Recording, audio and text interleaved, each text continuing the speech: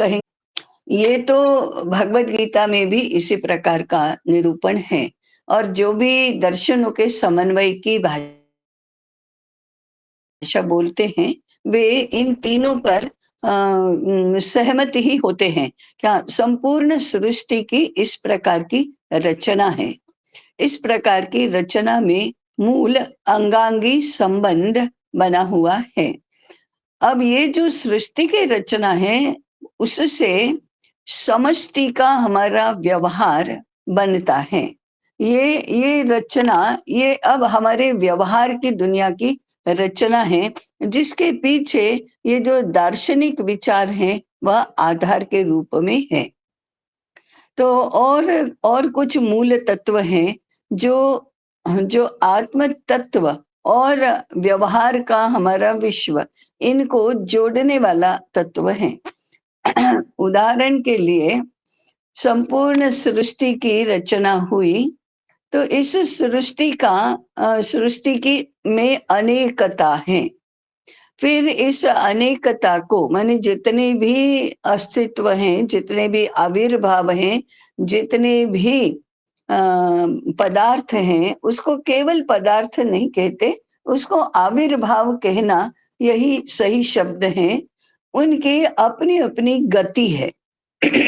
तो गति भी विश्व की रचना के साथ साथ ही आई। इस गति के कुछ नियम हैं। ये नियम ही मूलतः सृष्टि धर्म है। तो एक व्यवस्था है कि ये ऐसा ही करेंगे, ये ऐसा ही करेंगे। तो सबके मिलकर सबका समायोजन करने के लिए, सबके बीच में सामंजस्य निर्माण होने के लिए, सबके बीच में समरसता निर्माण होने के लिए, अनेकत्व और मूल एकत्व, इन दोनों का समन्वय होने के लिए एक व्यवस्था है। उस व्यवस्था के कुछ नियम हैं। ये नियम जो हैं और व्यवस्था है, वही धर्म है। तो सृष्टि की रचना के साथ साथ उस सृष्टि की धारणा करने वाला धर्म भी उत्पन्न हुआ। ये गति और व्यवस्था के रूप में ये सारे नियम बने। फिर सबका अपना अपना स्वभाव भी बना। अनेकता है, तो अनेकता अपने आप को स्वायत्त स्वतंत्र सिद्ध कैसे करेगी? तो सबका अपना अपना स्वभाव है। ये स्वभाव कहाँ से आया? तो मूल आत्म तत्व से ही आया। इसलिए सबका स्वभाव उसका आत्म भाव है। ये क्योंकि सृष्टि का हर एक आविर्भाव जड़ और चेतन दोनों का बना है, और जड़ और चेतन के पीछे आत्म तत्व है। इसलिए सारे के सारे आत्म तत्व के ही आविर्भाव हैं।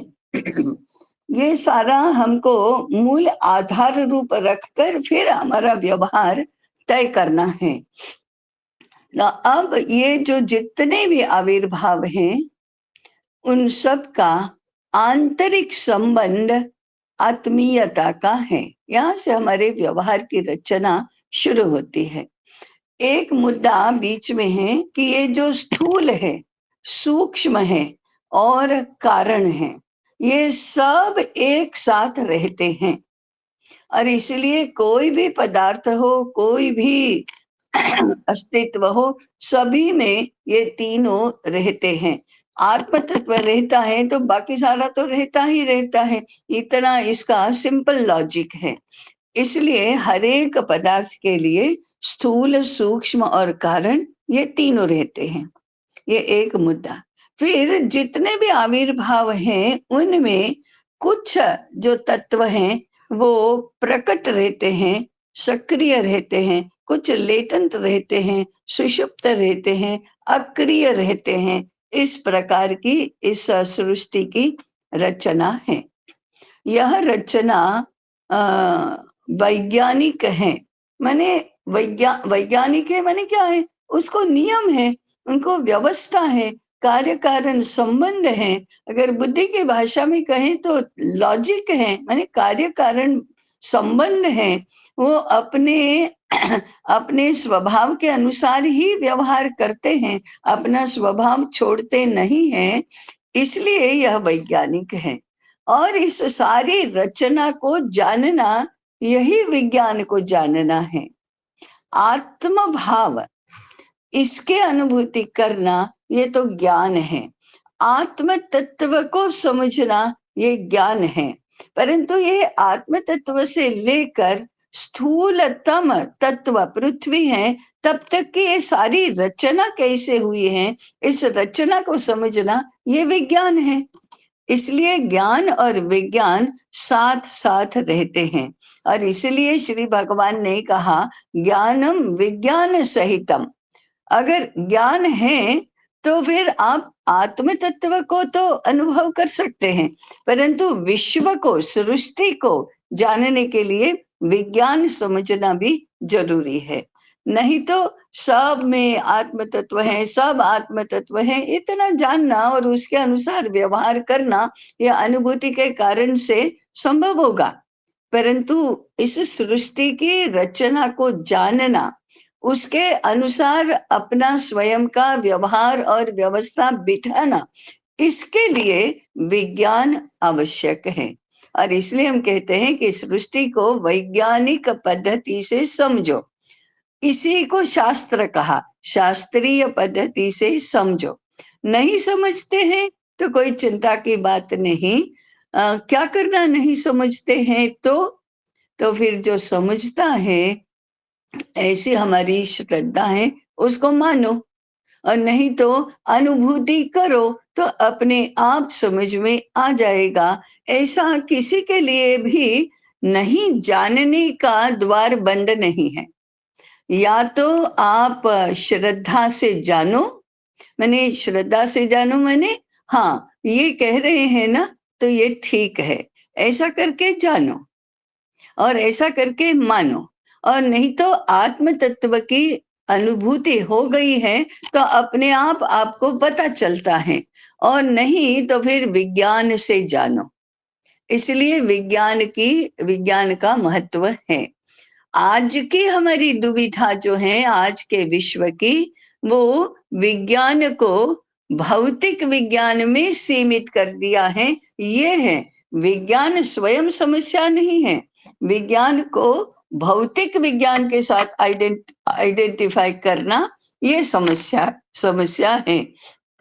इस समस्या का स्वरूप हम आगे समझेंगे कि भौतिक विज्ञान को ही केवल विज्ञान मानने से क्या क्या समस्याएं, इवन वैचारिक विश्व में समझने की दृष्टि से भी क्या क्या समस्याएं इसमें होती है।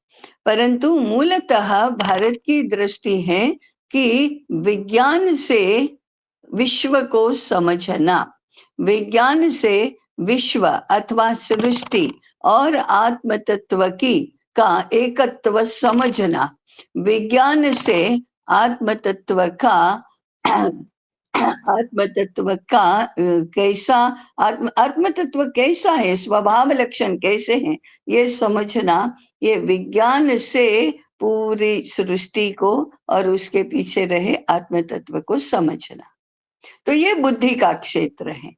और अनुभूति से आत्मज्ञान होना, तो ये आत्मज्ञान होना, इसको तो ज्ञान कहते हैं। और सारी आत्मज्ञान तक पहुंचने की प्रक्रिया को समझना और सारी सृष्टि की रचना कैसे हुई है, इस प्रक्रिया को समझना, इसका स्वभाव समझना, इसकी स्थिति, व्यवस्था, नियम, कानून, ये सब समझना, ये विज्ञान है। इसलिए ज्ञानम विज्ञान सहितम यज्ञात्वा मोक्ष से अशुभात। तो इसको जानकर तुम अशुभ से मुक्त होगे, ऐसा श्री भगवान ने कहा। तो विज्ञान की भी इतनी महिमा गाई गई है। और ज्ञान तो है ही। और एक समीकरण, विज्ञान नहीं जानते हैं तो भी ज्ञान तो होता ही है। ज्ञान अनुभव से प्राप्त कर सकते हैं, परंतु ज्ञान के बिना विज्ञान नहीं होता है। क्योंकि आत्म तत्व के बिना सृष्टि नहीं होती है, सृष्टि के बिना आत्म तत्व होता है। इसलिए विज्ञान के बिना ज्ञान तो होता है, ज्ञान के बिना विज्ञान नहीं होता है। ऐसा ज्ञान और विज्ञान का संबंध है। इस इस तत्व को समझकर, माने ये जो है सृष्टि, अब इस सृष्टि के जितने भी आविर्भाव हैं, अब हम हमारी हमेशा की चर्चा के दायरे में आ जाते हैं। तो इसके दो भाग हैं, सृष्टि और समष्टि।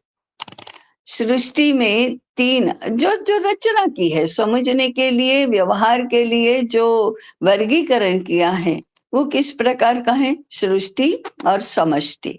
सृष्टि में समष्टि में मनुष्य है, सृष्टि में मनुष्येतर सब कुछ है।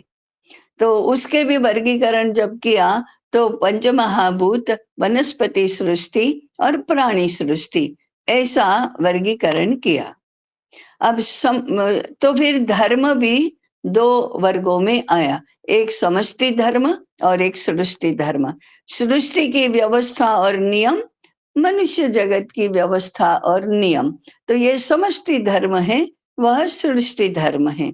सृष्टि धर्म उसका गुण धर्म है। सृष्टि धर्म प्रत्येक पदार्थ का स्वभाव है,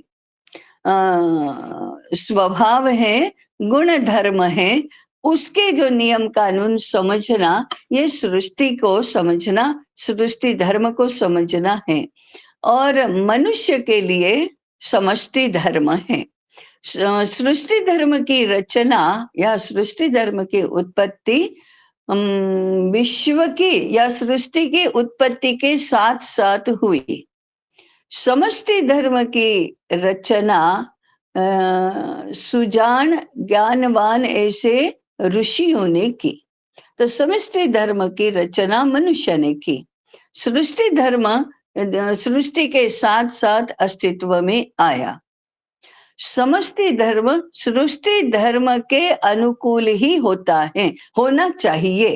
तो हमारे जो ज्ञानी ऋषि थे, उन्होंने पहले सृष्टि को समझा, सृष्टि की अनुभूति की, उसके व्यवहार को और व्यवस्थाओं को देखा, समझा, और उसके अनुकूल वह व्यवस्था खराब न हो, इसलिए इस पद्धति से समष्टि धर्म की रचना की। ये मूल अंतर जब धर्म संकल्पना समझते हैं तब होगा, सृष्टि धर्म और समष्टि धर्म। अब समष्टि धर्म माने मनुष्य का व्यवहार। अब मनुष्य प्रथम सृष्टि धर्म से संचालित तो है ही, क्योंकि वह भी सृष्टि का एक अंग है, परंतु शेष सृष्टि से, सृष्टि के सारे आविर्भावों से मनुष्य भिन्न कैसे होता है? मनुष्य को बाकी सारे आविर्भावों से श्रेष्ठ कहा। वो क्यों कहा श्रेष्ठ? वो इसलिए कि ये जो सारे त्रिगुण से जन्मे मन बुद्धि अहंकार, पंच महाभूतों से जन्म बना सारा शरीर और प्राण, ये सब के सब जितने भी सृष्टि रचना के तत्व हैं, वो सारे के सारे मनुष्य में सक्रिय हैं। इसलिए मनुष्य को श्रेष्ठ कहा। बाकी अन्यथा और किसी पद और किसी रूप में वो श्रेष्ठ नहीं है, अलग अवश्य है। और ये अलग है तो इसमें सृष्टि का अंग तो वह है। जैसे पंच महाभूतों से बना हुआ देह सृष्टि धर्म के अधीन भी है, सृष्टि धर्म के अंतर्गत व्यवहार करता है। अंतःकरण, तीन गुणों की रचना जिस प्रकार से सृष्टि में हुई है, इससे संचालित होता है। इसलिए सृष्टि धर्म तो मनुष्य के लिए है ही, स्थूल शरीर के लिए, सूक्ष्म शरीर के लिए सृष्टि धर्म एक संचालन करने वाले तत्व के रूप में, प्रेरित करने वाले, नियमन में रखने वाले तत्व के रूप में तो है ही। तो फिर समष्टि धर्म कहाँ से आया? वो यूनिकनेस ऑफ ह्यूमन बीइंग, वो क्या है? अलग कहाँ है? श्रेष्ठ कहाँ है? तो भगवान ने मनुष्य को स्वतंत्रता दी है कि तुम सृष्टि के एक अंग हो। इसलिए बाकी सारे तुम्हारी बनावट में सृष्टि तो तुम्हारा नियामक तत्व रहेगी। सृष्टि की रचना व्यवस्था उसके अनुसार ही तुम्हारा शरीर बना है। जैसे मनुष्य को 2 पैर और 2 हाथ दिए, ये तो सृष्टि की रचना है, मनुष्य की कोई करामत नहीं है उसमें। 2 आंखें और 1 नाक दी है, ये तो सृष्टि के अंतर्गत रचना है। अगर ऐसा होना था तो 2 नाक और 1 आंख हो जाते। मुंह इस प्रकार का दिया है, शरीर के सारे अंग प्रत्यंग इसी प्रकार से के बनावट से हुए हैं। मनुष्य आगे ही देख सकता है, पीछे नहीं देख सकता। क्यों नहीं देख सकता? ऐसी रचना मनुष्य नहीं बना सकता, वो सृष्टि के एक अंग के रूप में बनी ही है। आवाज निकालना ये तो प्राणी के समान होता ही है, परंतु आवाज को व्यवस्थित करने की जो बुद्धि है सक्रिय, और उसके कारण से जो भाषा निर्माण हुई है वो मनुष्य की है। तो पहली बात, मनुष्य का यूनिकनेस कहाँ है? तो भगवान ने उसे स्वतंत्रता दी है। भगवान ने मनुष्य को अपने प्रतिरूप में बनाया है, और भगवान की भी सर्व सर्व सबसे यूनिक ऐसा तत्व है, स्वतंत्र है। भगवान स्वतंत्र है। स्वतंत्र माने अपनी व्यवस्था से वो चलता है। कर्तुम अकर्तुम अन्यथा कर्तुम शक्तः इति स्वतंत्रः। स्वतंत्र किसको कहता है? करना, कर्तुम करने के लिए, अकर्तुम नहीं करने के लिए, अन्यथा कर्तुम अलग पद्धति से करने के लिए।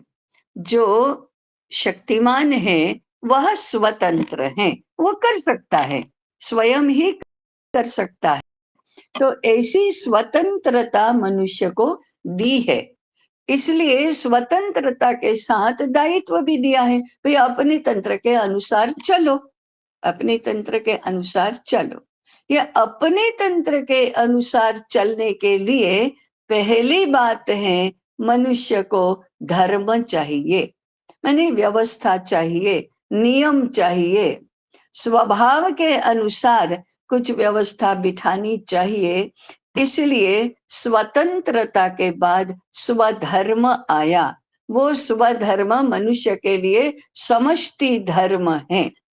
इस धर्म के अनुसार मनुष्य को अपना व्यक्तिगत जीवन व्यवस्थित करना है, ये उसका कर्तव्य आया।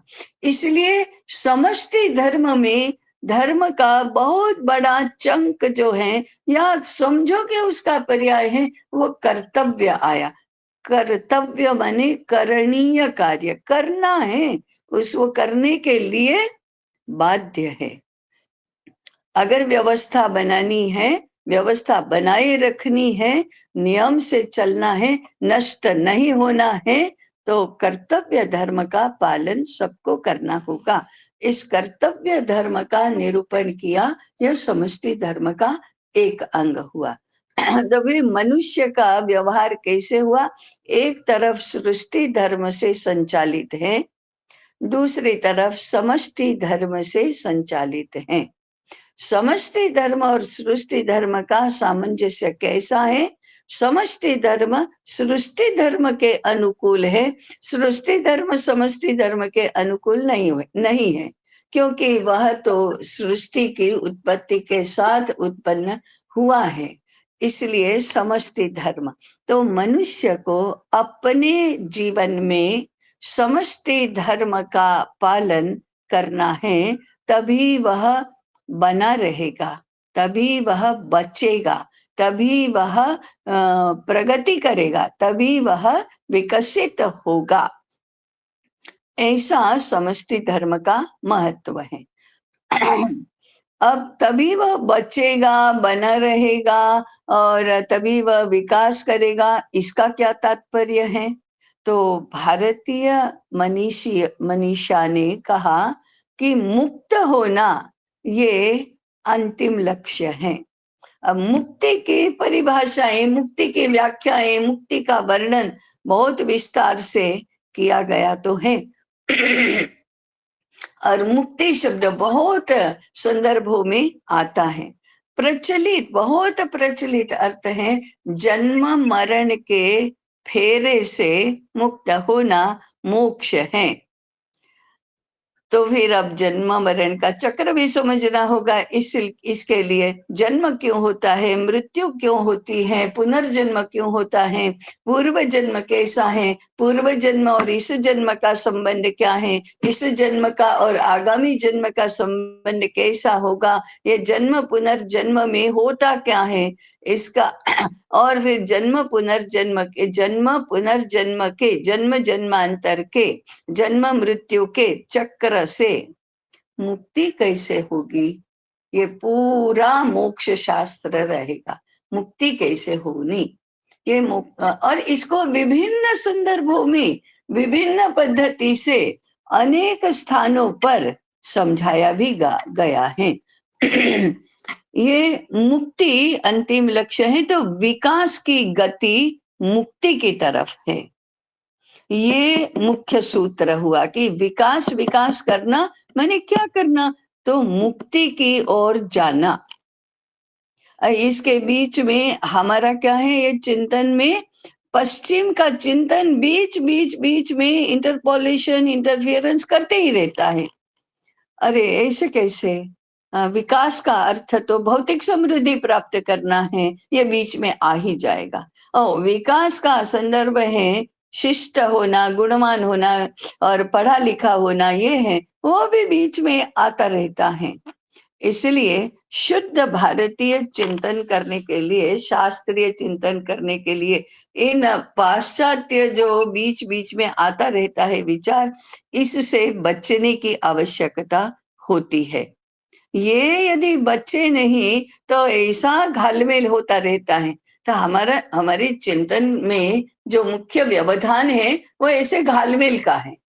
विकास की प्रक्रिया, वो विकास की परिभाषा अलग, विकास की प्रक्रिया अलग, विकास का लक्ष्य अलग, ये सब कुछ अलग। और आज जिस दुनिया में हम जी रहे हैं उसमें विकास का स्वरूप अलग है, विकास की परिभाषा अलग है, विकास का लक्ष्य अलग है, विकास की प्रक्रिया अलग है, सब कुछ अलग है। वास्तव में हमारी मुख्य समस्या दो पैराडिम्स के बीच में पीसे जाना, ये है।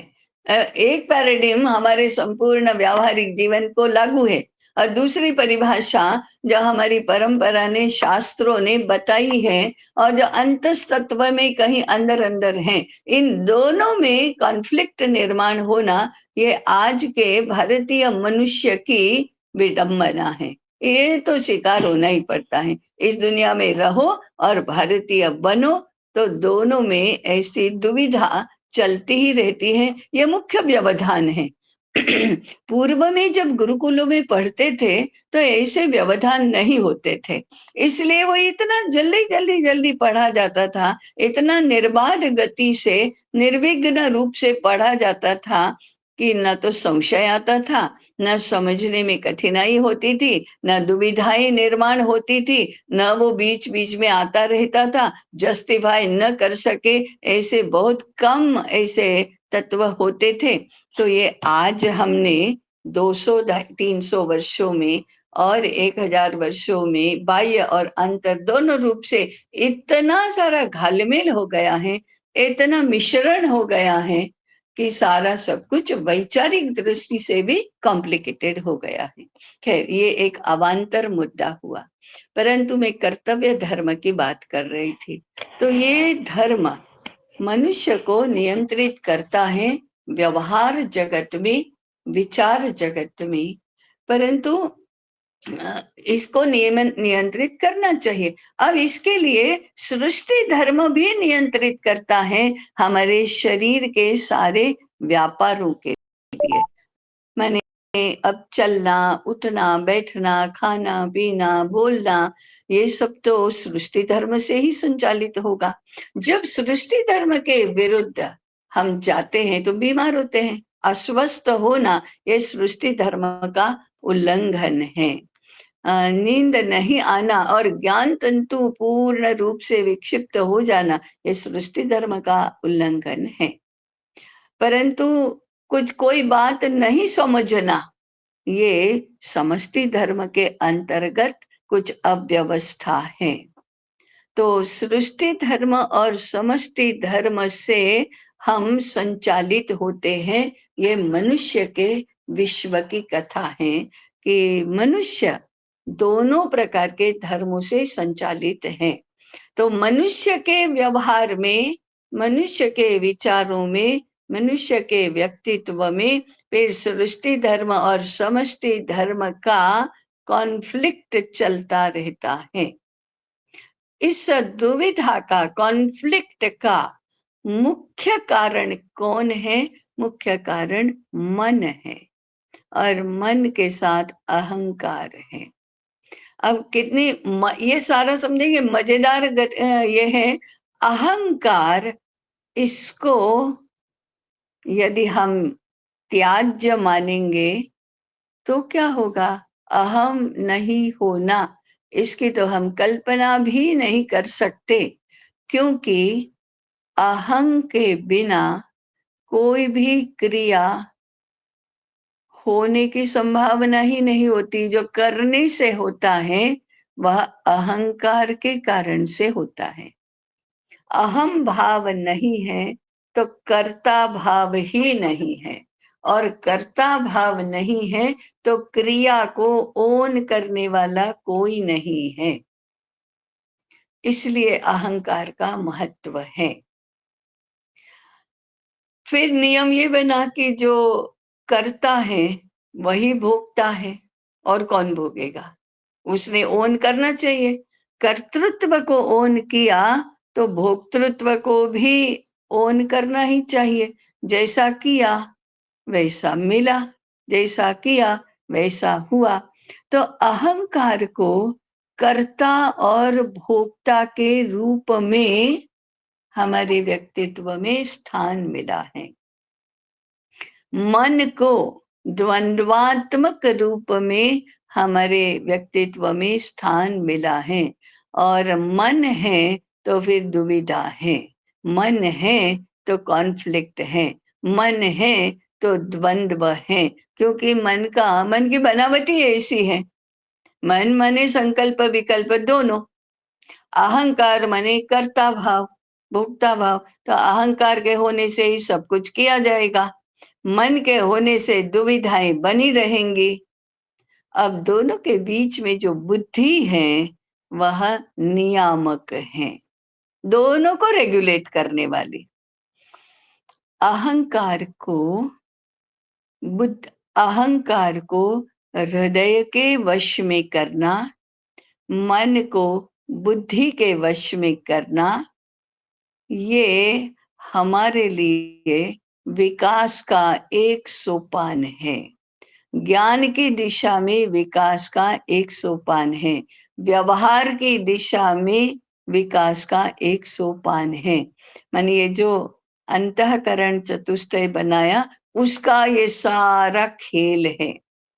अपने व्यक्तित्व को पहले ठीक करना, अपना सारा सब कुछ है, एक एक पिंड जो है, हम जो एक पिंड है उसको इंटीग्रेट करना, उसको सही बिठाना, उसकी रचना, उसकी व्यवस्था, उसके नियम कानून ये सब ठीक कर लेना पहले। ये हमारा व्यक्तिगत विकास है कि अपना सब कुछ ठीक करो। अपना सब कुछ ठीक करने का के दो सोपान है। एक सूक्ष्म शरीर जो हमारे अंदर है उसको ठीक करो। मन द्वंद्वात्मक है, संकल्प विकल्पात्मक है, ये भी वो भी, ये भी वो भी, ऐसा ये वो, ऐसा उसका चलता रहता है, द्वंद्वात्मक है। परंतु मन शक्तिशाली भी है, तो मन को मिटाना नहीं है, मन को बुद्धि के शरण में ले जाना है। मन इतना शक्तिशाली है कि बुद्धि को भी मैनेज कर लेता है। ये तो मैनेज नहीं होना, बुद्धि ने मन को वश में करना, ये व्यक्तिगत विकास का एक रास्ता हुआ। फिर बुद्धि को समर्थ बनाना, ये भी व्यक्तिगत विकास की बात हुई। मन की शक्ति का प्रयोग बुद्धि कर सके ऐसा करना, और अहंकार के पूर्ण कर्ता भाव और भोक्ता भाव को हृदय की शरण में ले जाना, ये विकास है। किसी भी इसको मन बुद्धि अहंकार को नष्ट नहीं करना, दुर्बल नहीं बनाना, उसका बल बनाए रखकर उसको अपने अपना प्लेसमेंट ठीक हो जाना, ये तो हमारे सूक्ष्म एस्पेक्ट जो है हमारे व्यक्तित्व का, उसका विकास है। और स्थूल एस्पेक्ट है उसमें तो स्वस्थ होना, स्वस्थ रहना, स्वास्थ्य बनाए रखना शरीर के लिए अत्यंत आवश्यक है। शरीर का बल बढ़ना ये आवश्यक है, और कौशल बढ़ना ये आवश्यक है, लोच बढ़ना ये आवश्यक है। अपना शरीर एकदम जैसा फिट होना चाहिए वैसा होना, ये स्थूल आयाम जो हमारे व्यक्तित्व का है उसका एक लक्षण हुआ स्वास्थ्य। और स्वास्थ्य के साथ बल, कौशल, लोच ये सब आ जाता है।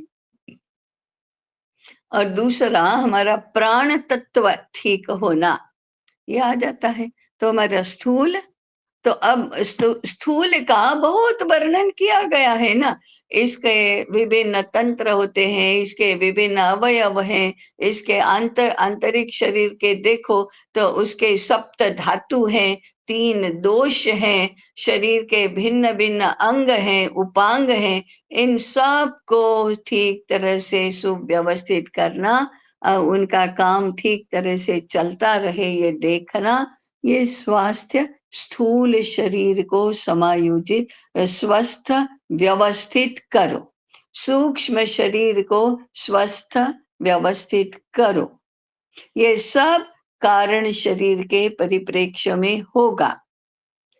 अब ये कारण शरीर में जब जाते हैं तो सृष्टि समष्टि एक हो जाते हैं, और फिर उस प्रकार से आत्म तत्व की अनुभूति करो। विज्ञान से भी जाओ, ज्ञान से भी जाओ, ये विकास करो। तो ये तो व्यक्तिगत विकास हुआ, लेकिन बाकी पिंड से भिन्न, पिंड से परे जो सृष्टि संपूर्ण है उसके साथ इस व्यक्तित्व का समायोजन करना, इसके लिए जो शास्त्र बताया, व्यवहार शास्त्र बताया, सिद्धांत शास्त्र तो पहले बताया ही है, सृष्टि रचना कैसी है और ये सब, व्यवहार शास्त्र बताया, उसमें ये सोपान क्या है फिर, तो व्यष्टि का, माने व्यक्ति को व्यष्टि कहा, एक एक मनुष्य कहा, उसका समायोजन होना है। तो अपने सर्व सामर्थ्य से, अपना सर्व सामर्थ्य माने स्थूल शरीर का, सूक्ष्म शरीर का सामर्थ्य। सामर्थ्य क्या होता है? पोटेंशियल। पोटेंशियल क्या होता है? संभावनाएं। माने इतना मैनिफेस्ट होगा तो भी इतना हो सकता है, इससे अधिक नहीं। तो पूर्ण रूप से मैनिफेस्ट होना ये तो विकास है। तो ये सामर्थ्य है।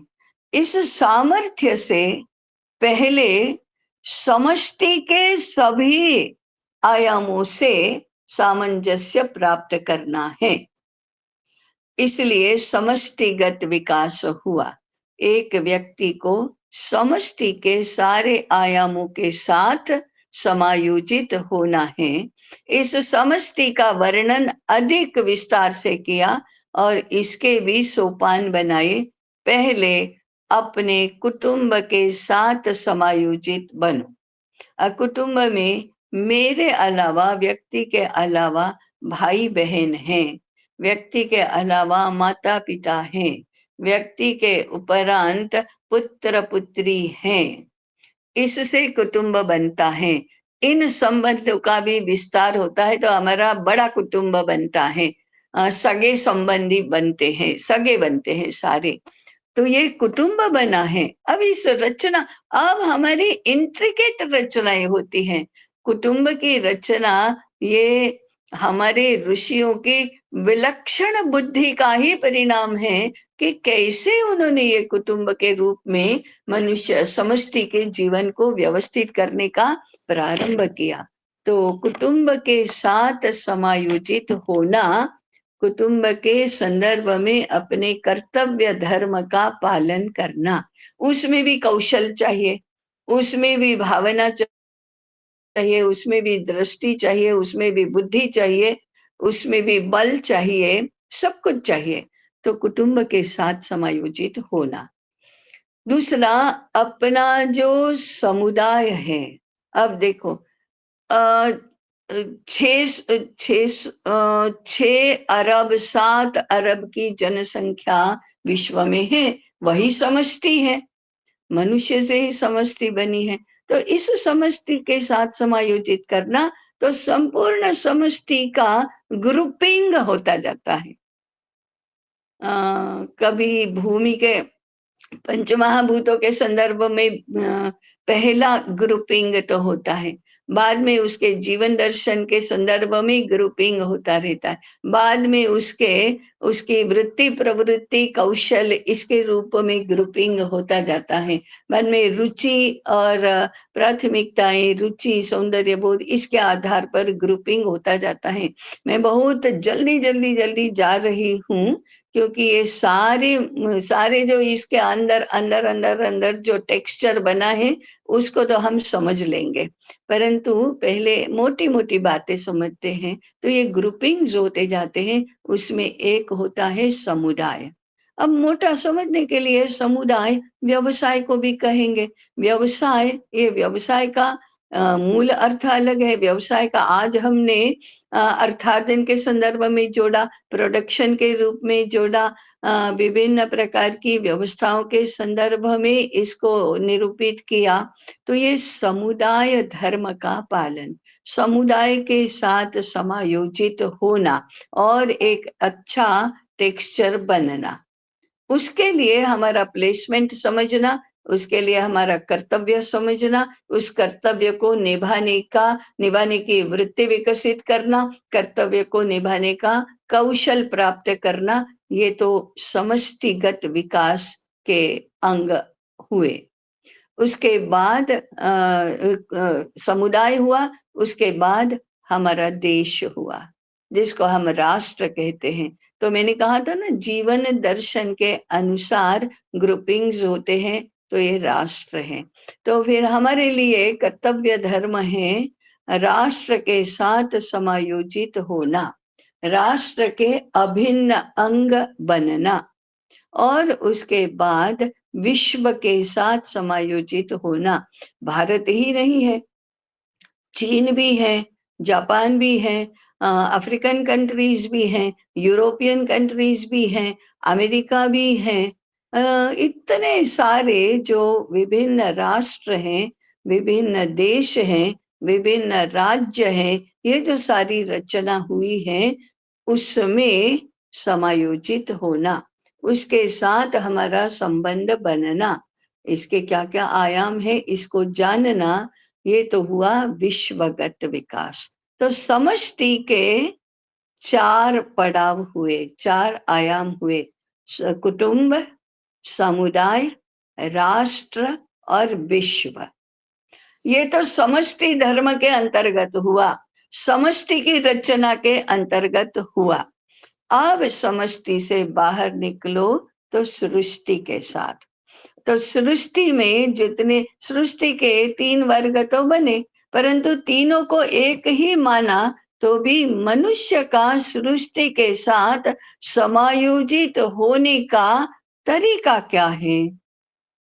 तरीका यह है कि मनुष्य यदि श्रेष्ठ है, मनुष्य यदि अधिक बुद्धिमान है, मनुष्य यदि अपने व्यवहार को नियंत्रित करता है, मनुष्य को यदि अपने व्यवहार को नियंत्रित करने की आवश्यकता है, क्योंकि वह स्वतंत्र है।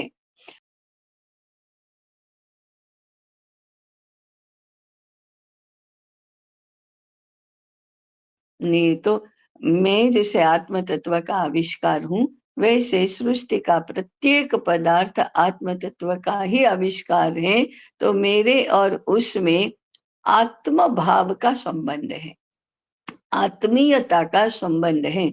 एक आत्म है, उस एक आत्मत्व का, एकात्मत्व का संबंध है। वह तो वह तो स्वाभाविक ही प्रेम का संबंध है। प्रेम का संबंध है तो फिर कोई चिंता ही नहीं, क्योंकि जिसके लिए मुझे प्रेम है उसको मेरे से अपने आप को सुरक्षित करने की चिंता नहीं करनी पड़ती। वह तो सुरक्षित है, मेरे पास अपने आप ही सुरक्षित है, क्योंकि मैं प्रेम करती हूँ। उसके पोषण की कोई चिंता नहीं है, क्योंकि मैं प्रेम करती हूँ तो मैं उसकी चिंता करूंगी, उसका मन नहीं दुखाऊंगी, उसको दुख नहीं दूंगी, उसका शोषण नहीं करूंगी। ये सब अपने आप होगा प्रेम के कारण से, आत्मीयता के कारण से। परंतु सब कुछ ऐसा होता नहीं है। तो दूसरा चरण है कृतज्ञता। ये बहुत बड़ा भारत का यूनिकत्व यही है कि ये कृतज्ञता होना। कृतज्ञता होना माने क्या? सृष्टि के विभिन्न आविर्भाव जो हैं, उनका तो जीवन मनुष्य के बिना चल सकता है, परंतु पंच महाभूतों के बिना मनुष्य का जीवन नहीं चल सकता। वनस्पति सृष्टि के बिना, प्राणी सृष्टि के बिना मनुष्य का जीवन नहीं चल सकता। इसलिए कृतज्ञता होना ये समायोजन का दूसरे नंबर का। आत्मीयता है तो कृतज्ञता का प्रश्न ही नहीं है, वो तो उससे भी परे है। परंतु कृतज्ञ होना ये व्यवहार में अत्यंत आवश्यक है। यदि मनुष्य कृतज्ञ होने लगा तो प्रदूषण का एक भी प्रश्न उत्पन्न ही नहीं होगा। दूर होने की तो बात ही कहाँ है। हिंसा होगी ही नहीं, शोषण होगा ही नहीं, दुख होगा ही नहीं, पीड़ा होगी ही नहीं। तो कृतज्ञ होना यह समायोजित होने का दूसरा नियम है। तीसरा है दोहन करना, शोषण नहीं। क्योंकि दूसरे में हमने कहा कि मनुष्य का जीवन इस सृष्टि के बिना तो असंभव है, तो लेना तो पड़ेगा ही। तो लेना पड़ेगा तो नियम क्या बताया? जितना आवश्यक है उतना ही लो, आवश्यकता से अधिक न लो। सारे व्यवहार शास्त्रों में यही उपदेश दिया है कि अपनी आवश्यकता से, आवश्यकता है उसके ऊपर मेरा अधिकार है। अधिकार से अधिक जो लेता है वह चोर है और वह पाप करता है।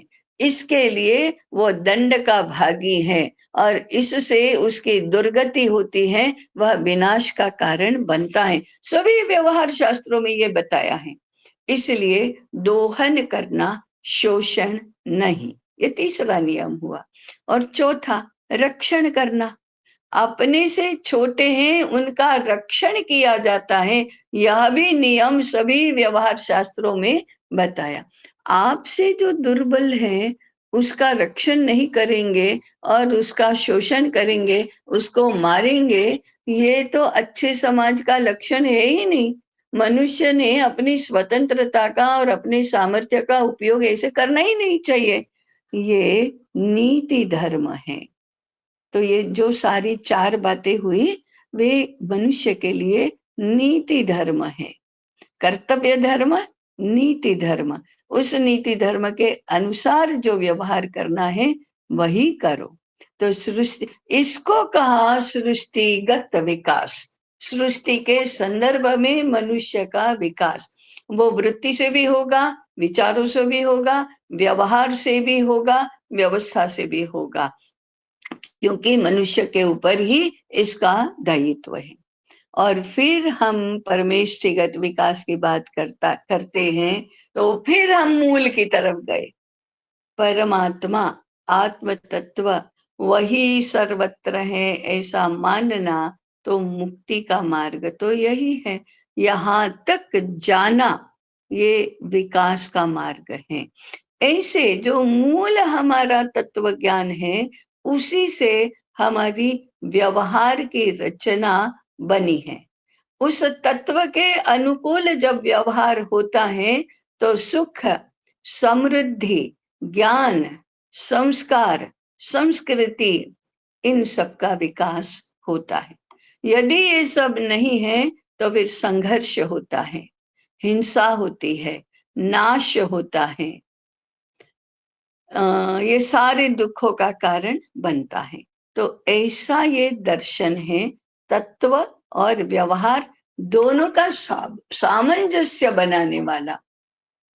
निरूपण करने लगते हैं तो तत्व तो 10% निरूपण में हो जाना चाहिए, 90% तो व्यवहार निरूपण होना चाहिए, क्योंकि वह फैला हुआ है, वह इंट्रिकेट है, मतलब कॉम्प्लिकेटेड है, बहुत बहुत बहुत एक दूसरे में उलझा हुआ है।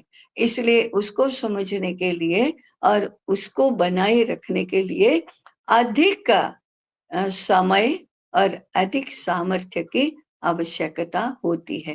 परंतु तत्व और व्यवहार दोनों ही साथ में होना, दोनों ही एक दूसरे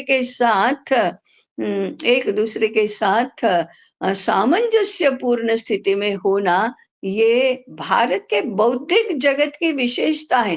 तत्व तो केवल तत्व ज्ञान की बात करने से नहीं होगा, व्यवहार ज्ञान की बात करो। जो तत्व व्यवहार में रूपांतरित नहीं हो सकता, उस तत्व की कोई कीमत नहीं है। वो तो फिर अभौतिक जगत में रहो, भौतिक जगत में इस व्यक्त जगत में नहीं रह सकते। तो तत्व व्यवहार में परिणत होने वाला ही होना चाहिए, और व्यवहार तत्व के द्वारा समर्थित, तत्व के अनुकूल, तत्व पर आधारित ऐसा ही होना चाहिए। तो हमारा सारा सृष्टि जीवन और समष्टि जीवन तत्व और व्यवहार दोनों से बना हुआ है, और इनका सामंजस्य, तो एक एक बिंदु पर जो सामंजस्य है वो पूरे संसार में सामंजस्य है। इसको जिसने प्राप्त किया वह सृष्टि का ज्ञान भी प्राप्त करता है, और वह आत्म तत्व का ज्ञान भी प्राप्त करता है, ज्ञानम विज्ञान सहितम।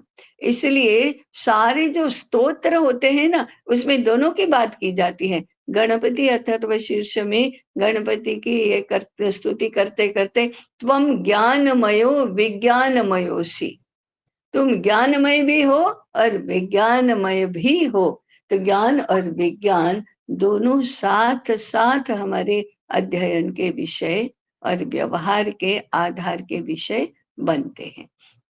मैंने बहुत जल्दी जल्दी सब कुछ कर दिया। अब इसमें पता नहीं बहुत सारे प्रश्न भी होंगे, उलझने भी होंगी, बहुत सारा होगा, लेकिन ये एकात्म दर्शन इन नटशेल ऐसा हुआ। इसका विस्तार तो बहुत होगा। मनुष्य के व्यवहार में कितनी बातें हैं, कितने आयाम हैं, सभी जगह इन मूल तत्वों को लागू करो तो फिर वह सामंजस्य ही सामंजस्य है। और जहाँ पूर्ण सामंजस्य है वहां मोक्ष है। मृत्यु के साथ सीधा मोक्ष का कोई संबंध नहीं है। जीवन मुक्ति इसकी कल्पना तो भगवत गीता में की गई है। ठीक है, फिर मैं और कुछ बोलूंगी तो और एक नया विश्व शुरू हो जाएगा, इसलिए मैं अभी नए स्टेटमेंट्स नहीं करती हूँ। मुझे लगता है मैं यहाँ रुकूंगी। समय और आवश्यकता के अनुसार प्रश्न और जोड़ना भी हो सकते हैं। तो और एक प्रश्न है। हाँ जी। पहला विषय है कि ये जो हमने व्यक्तिगत विकास की बात करी, जिसमें जी पंचकोश का विकास जी रहता है, जी जी जी बिना विज्ञानमय कोश विकसित हुए तो हम सृष्टिगत और समष्टिगत और परमेष्टिगत को नहीं समझ पाएंगे। तो एक प्रकार से वो कनेक्शन भी है कि व्यक्तिगत विकास में जब विज्ञानमय कोश विकसित होगा तभी हमारे को ये संकल्पनाएं भी समझ में आएंगी और संबंध भी हम बैठा सकेंगे। सही बात है, समझना यही बुद्धि का काम है। जी, जी। हाँ जी, तो हाँ ये जी। तो एक प्रकार से जब हम ये समग्र विकास की बात करते हैं, हम्म। तो हम लोग मैंने जो अधिकतर देखा है कि हम समग्र विकास को एक प्रकार से सुपरसेट और पंचकोश को सबसेट की तरह देखते हैं।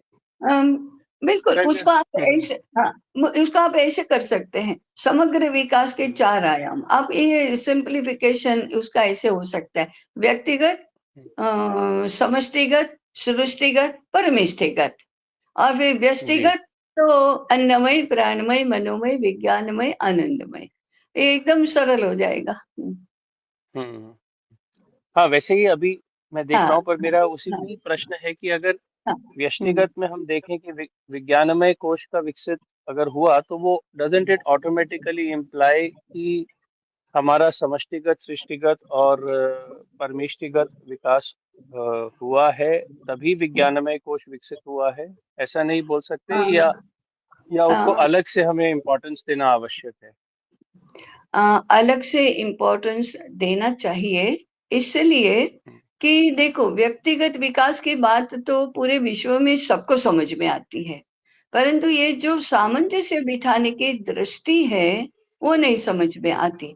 विज्ञान हुँ, अभी व्यवहार में हम क्या देखते हैं, बुद्धि से तो बहुत कुछ जानते हैं, तत्व समझ गए, हुँ, व्यवहार में तो भी नहीं करते हैं।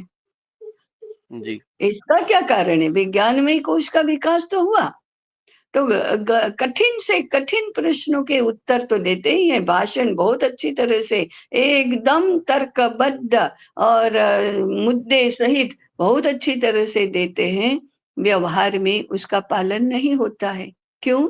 हमने हुँ, शरीर को और मन को समायोजित नहीं किया है। हमने मन को बुद्धि के वश में नहीं किया है, शरीर को कुशलता नहीं सिखाई है, और शरीर, मन और बुद्धि का सामंजस्य नहीं बिठाया है।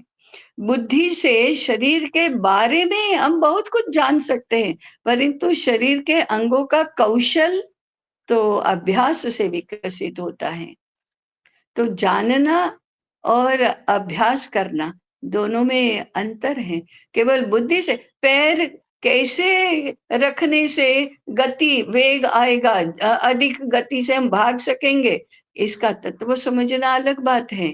और प्रत्यक्ष भागना और पैरों को भागने में कुशल और समर्थ बनाना, ये अलग बात है। इसलिए क्रियात्मक जो शरीर अन्नमय के साथ जुड़ा है, वह बुद्धि के रूप में विज्ञानमय के साथ जुड़ा है। तो तो क्रिया और बुद्धि दोनों साथ में होना चाहिए। बुद्धि से समझकर सही क्रिया करो, और सही क्रिया का कौशल प्राप्त करके बुद्धि का अनुसरण करो। तो क्रिया से बुद्धि को पुष्ट करो, बुद्धि से क्रिया को सही आधार दो। ये दोनों बातें हैं। स्वास्थ्य के सारे नियम पता है, परंतु स्वस्थ नहीं है हम। इसका क्या कारण है?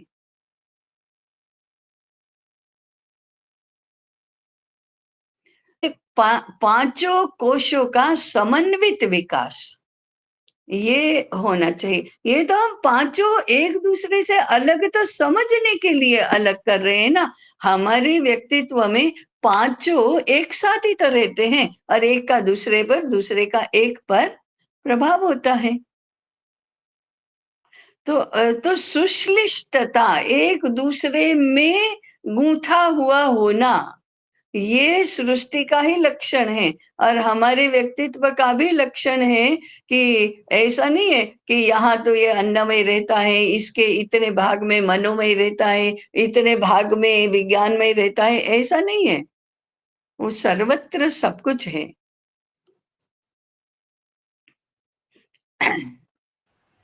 जी, सही। हाँ जी। अगली बार भी ले सकते हैं, अलग विषय है, इससे जुड़ा हुआ है। हाँ। मैंने अ, 2 बिंदु हैं इसमें। एक है कि महत्व तत्व की जो संकल्प महत्व तत्व की जो संकल्पना हाँ, है वो हाँ, क्या हाँ, है? जी, जी, जी, हाँ, हाँ, हाँ, वो इस सारी लेंगे। सृष्टि हाँ, की जो हाँ, आपने बात हाँ, करी, उसको हमने नहीं हाँ, लिया है। हाँ, हाँ, अ, हाँ, हाँ, दूसरा है कि दूसरा है कि ये ये प्रश्न अधिकतर आता है कि ये शुरू कैसे हुआ सब। जैसे मैं मानता हूँ कि इसका शुरू और अंत नहीं है, ये मैं समझता हूँ कि जब हम कहते हैं कि सत, चित और आनंद है, तो ये हमेशा से रहा, पर हमेशा से अगर ऐसी ही स्थिति रही है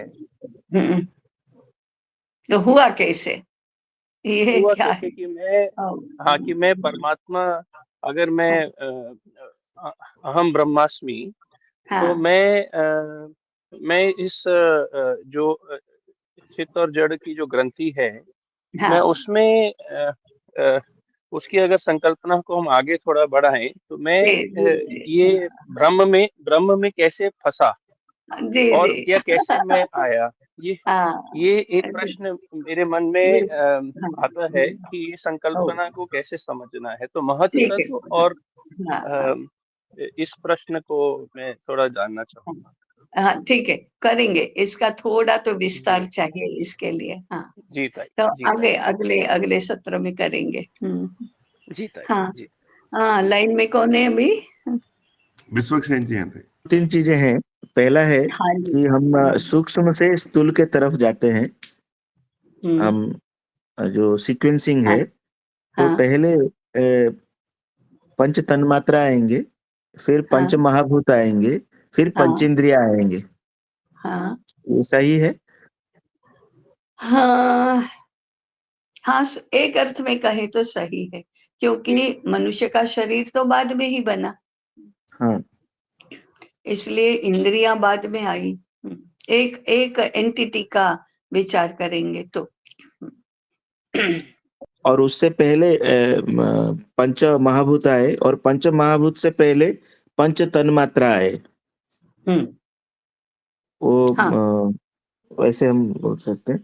दूसरा हाँ आपने एक पॉइंट रखा हाँ कि पहले स्वतंत्रता फिर स्वभाव। हाँ तो इससे पहले और एक चीज था ही कि जो स्वभाव है, और हम राष्ट्र की बात करते हैं, तो हम अब मैं जो चिति चिंतन में भी पढ़ रहा हूँ, उसमें ये बताया गया है कि पहले जो पदार्थों का जो सृजन हुआ, वो अमैथुनिक रूप से हुआ। जैसे हम अ, अ, प्रजापति की बात रखे हैं, तो उसके बाद ये जो अमैथुनिक पदार्थ हुए, उनसे मैथुनिकीय से बाकी सब रचना हाँ हुए, हाँ आविर्भाव हुए, रचना हुई। हाँ आविर्भाव हुए। हाँ तो ये जो हुआ, इन लोगों का जो स्वभाव है वो सिमिलर था पहले, क्योंकि एक ही ऐसे सृष्टि हुए हैं, रचना हुई है। तो उसके बाद वो लोगों का समुदाय बना, समूह बना, और इसीलिए वो स्वभाव समान रहा। तो ये तो जो स्वभाव है वो मनुष्य रचित, मानव निर्मित नहीं है, और किस जगह में रहे उससे भी उसे वो कनेक्टेड नहीं है, और प्रकृति जैसे परिवर्तन होता है वो भी निमित्त नहीं है। ये जो साथ में रहे और लोग साथ में रहना चाहे, इसीलिए वो समुदाय बनी। बाद में हाँ कुछ कुछ कारण से अलग हुए होंगे।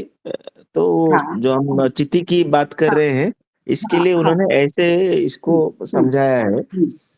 हाँ हाँ, ऐसा है कि एकदम मूल, एकदम अंदर, एकदम प्रारंभ, वहां से हम बाहर की तरफ यात्रा करते हैं। तो हाँ कारण से सूक्ष्म, सूक्ष्म से स्थूल, ऐसी जब यात्रा होती है, तो जब बाहर की तरफ यात्रा होती है, तो जैसे जैसे आगे बढ़ते हैं, बाहर की तरफ जाते हैं, वैसे वैसे भिन्नत्व बढ़ता है, और उस स्तर का भिन्नत्व उसके संदर्भों के अनुसार होता है।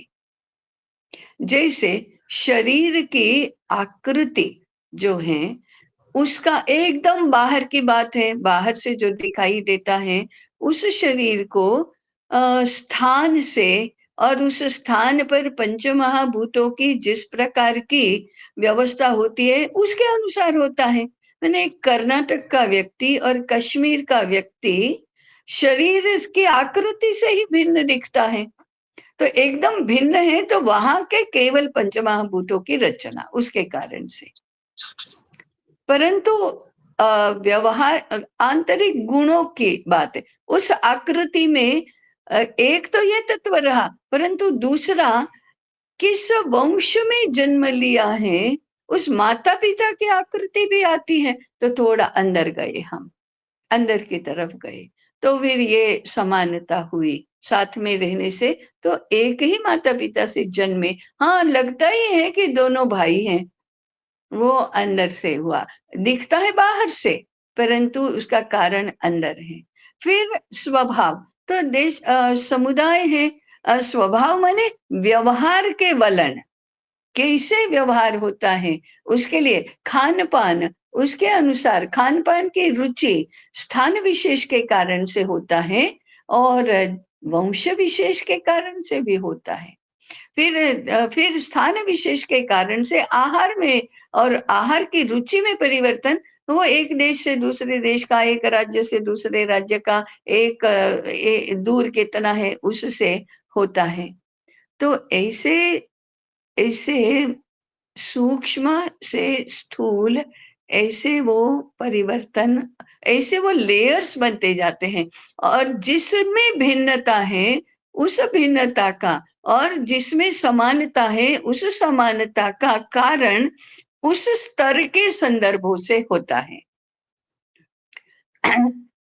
एक राष्ट्र में कहें तो भी भिन्न भिन्न रुचि होती है कि नहीं। हम एक ही राष्ट्र को बिलोंग करते हैं तो भी कोई शैव है, कोई वैष्णव है, होता ही है कि नहीं। फिर प्रांत, एक राष्ट्र के साथ यदि भूमि को जोड़ दिया तो एक देश है, उस देश में भी उत्तर दक्षिण पूर्व पश्चिम मध्य अलग अलग होते ही है कि नहीं। तो उसके अनुसार फिर होता है। पर अंदर गए तो मध्य प्रदेश का भारतीय और कश्मीर का भारतीय एक ही है, केरल का भारतीय और असम का भारतीय एक ही है। तो जितने अंदर गए उतने अंतस्तत्व में समानता होती है, बाहर बहिः तत्व में भिन्नता होती है। इसको कहते हैं अनेकत्व और एकत्व। इसकी रचना को, इसकी व्यवस्था को समझना। जी ठीक है। हाँ लता जी, आपका प्रश्न। हाँ, नमस्ते ताई। मेरा प्रश्न बहुत छोटा है, विषय के बारे में नहीं। एकात्म दर्शन और ये व्यावहारिक पक्ष, ये पढ़ने के लिए कुछ सोर्सेस है या? है ना, बहुत बहुत सारे हैं। एकात्म दर्शन दत्तोपंत ठेंगड़ी का है। मूल दीनदयाल उपाध्याय जी के 4 भाषणों का संग्रह है, जिसमें उन्होंने एकात्म मानव दर्शन का प्रतिपादन किया है। बहुत लोगों ने इसके ऊपर विवेचन भी किया है। ज्ञान सागर ग्रंथमाला में भी इससे संबंधित बहुत ग्रंथ हैं। हाँ, मैं ढूंढूंगी। जब हम मुक्ति और विकास की बात कर रहे थे ताई, आपने बोला विकास की गति मुक्ति की ओर होती है, और हमारा लक्ष्य जो हमारे मनीषियों ने रखा है वो मुक्ति पाना, ऐसा लक्ष्य रखा है।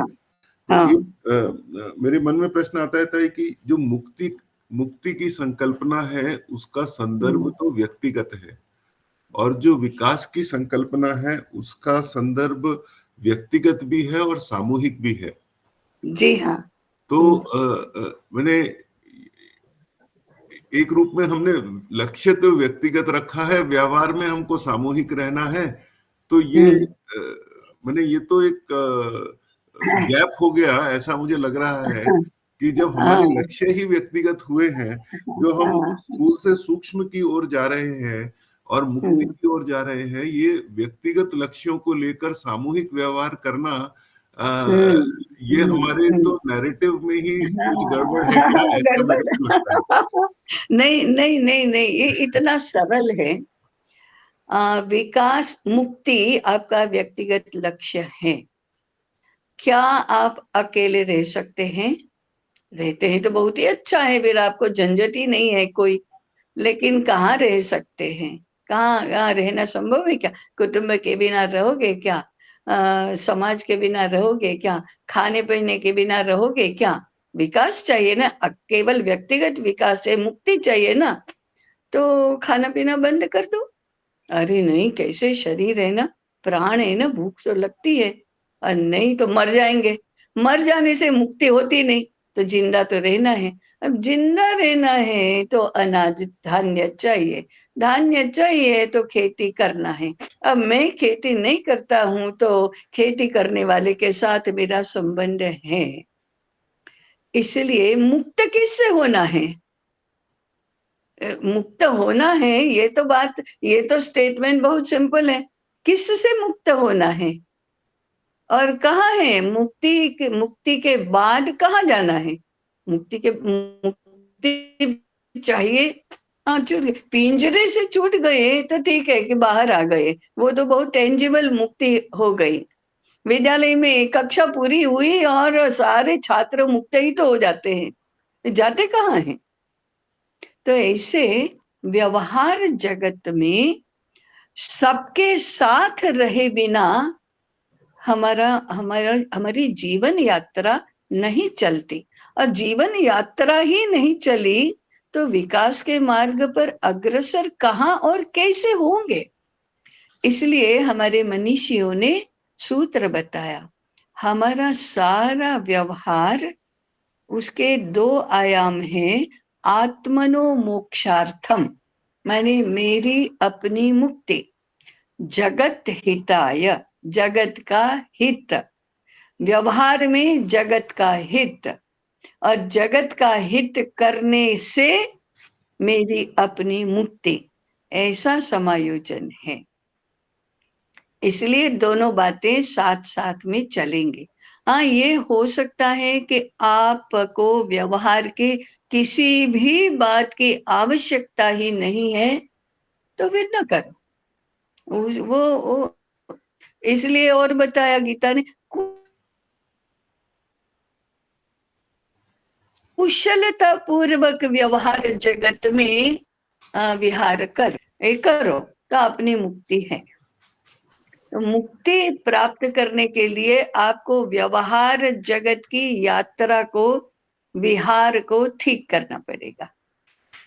वो ठीक क्या, इसका ही तो ये सारा इतना विस्तार है कि ठीक करना पड़ेगा, मैंने क्या करना पड़ेगा।